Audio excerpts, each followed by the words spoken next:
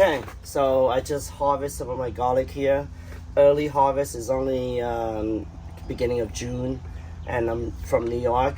And the reason why is because the other section of my garlic really went through the white rot, they call it. So the description it has is that the fungus looking kind of like cottonly fungus, and they grow on the stem first. You can see it right away, and they go straight to the bulb, and they eat up the bulb. So the bulb end up having nothing. So sometime, example, I would have these little brown leaves, but they're more severe than this. And then you pull it out, there's no bulb at all. The bulb is all gone, got eaten by the fungus. So that particular white rot, it actually affected onions and also bulb-like, type of plants such as garlic as well.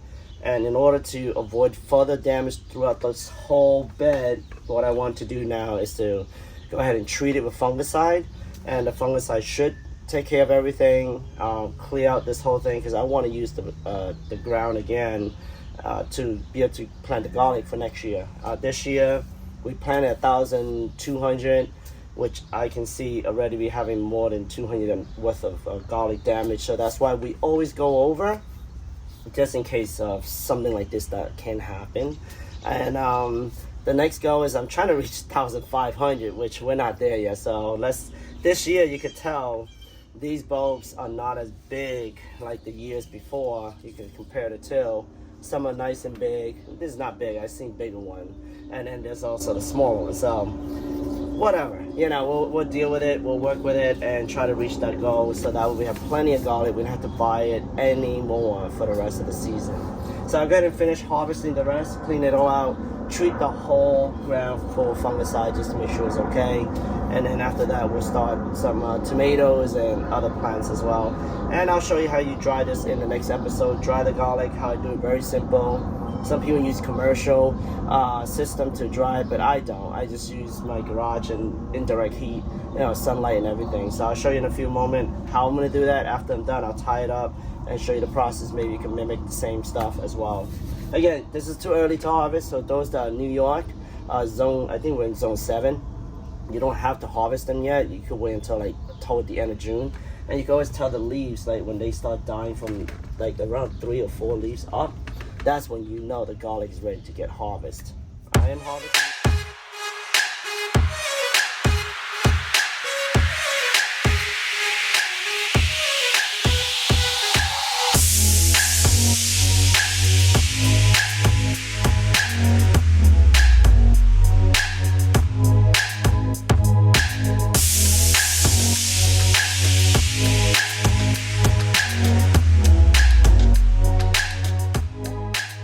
So after harvesting the garlic, what you want to do is tie it up. And I don't have any commercial machine again. I just want to repeat that. I only have used my garage, which is not temperature regulated. But due to the heat and the dry heat in there, it's better than leaving it outside. I don't want to deal with the bugs maybe eating it, or potential humidity level going up, and then it'll damage the bulb. So the garage has really worked for me really well for the past 2 years. It's been perfect. So the garlic dry up nicely. I normally tie it. I try not to waste the rope, so I reuse them every single year. So what I do is I tie a 3 knots. I'm going to show you right here. Okay, so here's one set. Give it a little space there so I could kind of leverage the downfall when you hang them. And here is the line. I looped it around 3 times. So that's 1. Actually 2 times is enough. It's strong enough already. That's 2 times. And what I want to do is take the end of the rope here. So you can see how I stretch it really long. Just go ahead and do a knot. A very simple knot, releasable.